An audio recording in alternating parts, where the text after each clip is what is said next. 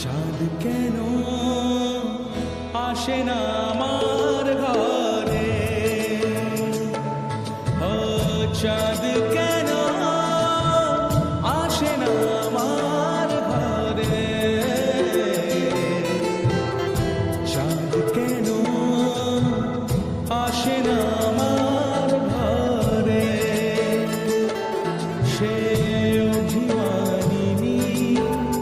আজও তো বলে